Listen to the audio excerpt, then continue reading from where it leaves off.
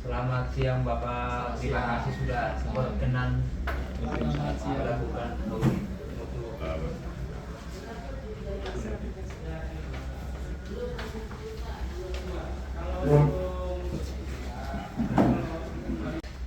Oke, selamat siang Pak Hosan. Kami dari kelompok 5 untuk melakukan audit manajemen internal. Perkenalkan saya Gurabila, ini anggota kami, silakan memperkenalkan masing-masing. Saya Pak Hosan. Saya Herbert Mas Hosan. Saya Hansen Pak. Salam kenal Pak Hansen. Saya Ujamo Pak. Dengan saya Hendrawan Pak. Salam kenal Pak. Ini Pak Hosan, bahwa sebagai bagian dari proses audit internal itu tentunya kita sudah mengirimkan checklist pertanyaan dilengkapi dengan surat tugas kami selaku auditor, selaku asesor, untuk memastikan bahwa checklist pertanyaan itu sampai. Berikut juga hard copy-nya, tentu Bapak perlu tahu bahwa ini memang ditandatangan basah oleh yang berwenang. Kami kirimkan untuk Bapak baca kembali. Baik, saya terima Pak. Ya. Sudah sesuai Pak dengan yang kami terima via email kemarin. Kita bisa mulai Pak ya. Silakan. Ya. Baik Pak Hosan, bahwa tujuan audit ini adalah bagian dari proses audit yang sebelumnya sudah kita lakukan audit dokumen, kemudian kita masuk pada audit lapangan atau ALP. Nah, tujuan dari audit ini bukan ingin menemukan kesalahan atau mencari-cari kesalahan dari fakultas yang Bapak pimpin atau prodi yang Bapak pimpin, tapi kita ingin mencari bagaimana perbaikan-perbaikan untuk kemajuan prodi Bapak ke depan.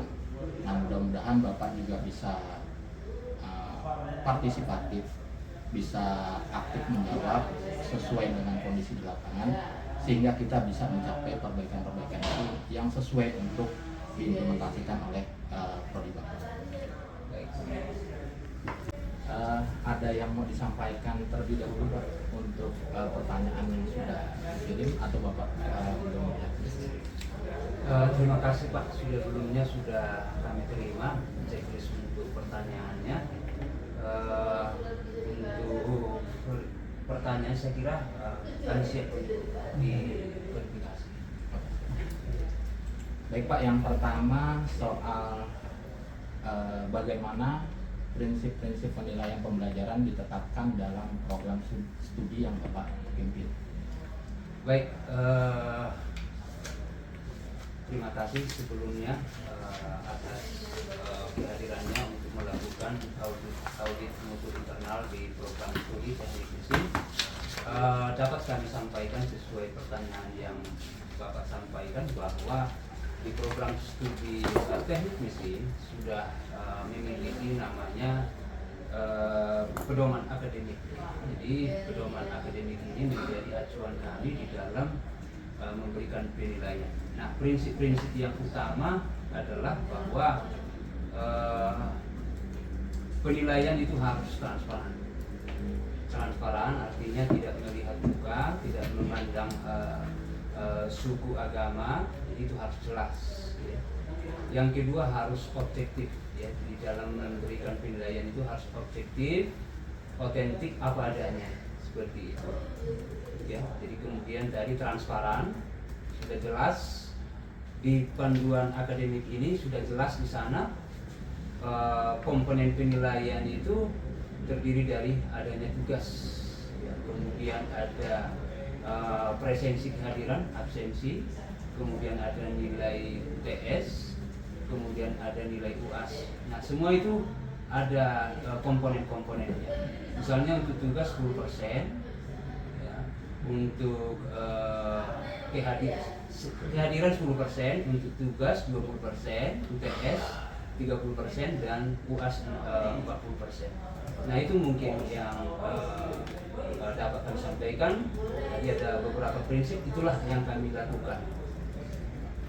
Terima kasih Pak Sam. Nah, ini kan ada di dalam daftar pertanyaan kami juga terkait sama nantinya Pak ya. Ada soal tentang sikap, soal keterampilan gitu ya. Apakah Bapak mau menjelaskan terkait itu sebagai komponen dari penilaian terhadap mahasiswa? Betul. Dan itulah yang kami susun di dalam capaian pembelajaran jurusan yang kami rumuskan di dalam kurikulum.